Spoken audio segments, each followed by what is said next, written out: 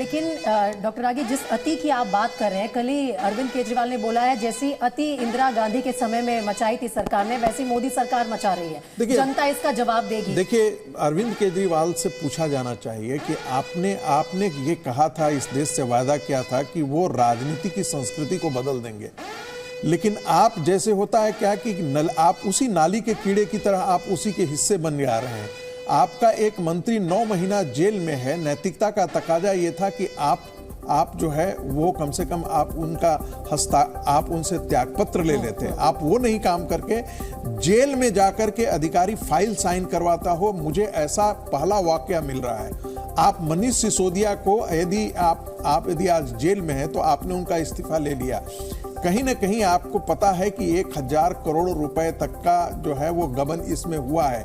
आप 5% से 12% जो है वो आप मार्जिन आप क्रिएट कर दे रहे हैं। तो आप लोग आरोप यही लगाया ना कि आप पंजाब का चुनाव जो है वो दिल्ली के पैसों से आपने किया, उन्हीं माफियाओं से आपने पैसे वसूले और ये किया।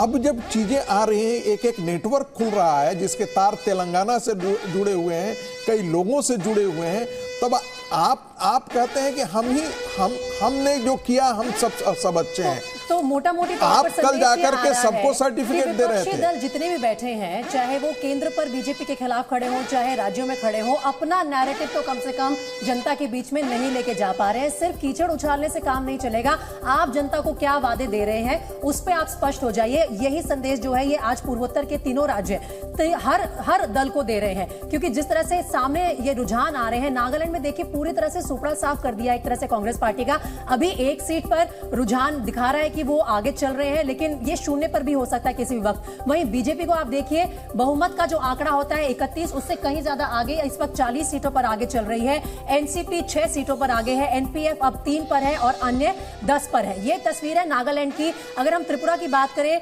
उससे पहले मैं मेघालय की जो फिगर्स आ रही है उन पर एक बार आपका ध्यान केंद्रित करती हूं। 59 सीटों के नतीजे आए हैं। बीजेपी यहां पर 7 पर आगे है, कांग्रेस 6 पर, एनपीपी अब 23 पर आगे है, टीएमसी अब 5 पर आगे है और अन्य 18 पर आगे है। अब त्रिपुरा की जो ब्रेकअप है उसको भी आप देख लीजिए। त्रिपुरा में अब जो है, जो बहुमत का मार्क है 31, उसके ऊपर आ गई है बीजेपी।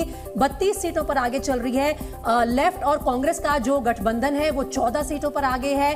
त्रिपुरा जो है वो इस वक्त 13 सीटों पर आगे चल रही है और अन्य के खाते में 1 सीट जाती हुई नजर आ रही है। तो मोटा मोटी तौर पर अब ये तस्वीर जो है साफ हो रही है। त्रिपुरा और नागालैंड में बीजेपी की सरकार बनेगी। वहीं मेघालय की अगर बात की जाए तो मेघालय में भी गठबंधन से बीजेपी पावर में आ सकती है और मनोज सिंह जी हमें बता रहे थे कि ऐसा ही होगा। मोस्ट प्रॉब्ली यही चांसेस है। यही चांसेस है, इसमें बहुत ज्यादा चेंजेस की चांसेस। 3 आउट ऑफ 3 आप दे रहे हैं बीजेपी को? हाँ, एकदम 100। BJP 1 NDA, BJP 1 NDA, BJP 1 NDA. हाँ, ये Meghalaya will be NDA. Breakup है, ये इंपॉर्टेंट है। The other 2 might be BJP, but Meghalaya will be NDA, not Meghalaya NDA. यानी नागालैंड में वो नेफ्यू रियो को नहीं छोड़ेंगे, जहां तक मेरी जानकारी है। छोड़ेंगे नहीं, बट मेजर पार्टनर नहीं देंगे। सीएम बनेगा बीजेपी का। इतना सिर्फ डिफरेंस है। पहले एनपीपी का ज्यादा था, बीजेपी का कम था, ना वो रिवर्स हो गया। और सर मेघालय में, नागालैंड में जो है बीजेपी की मैक्सिमम सीट है। यस, नेफ्यू रियो की पार्टी को 1 या 2 ही आ रही है सामने। तो कांग्रेस वहां पे 0 था। कांग्रेस को आप वहां पे काउंट कर नहीं सकते, वो 0 था ऑलरेडी।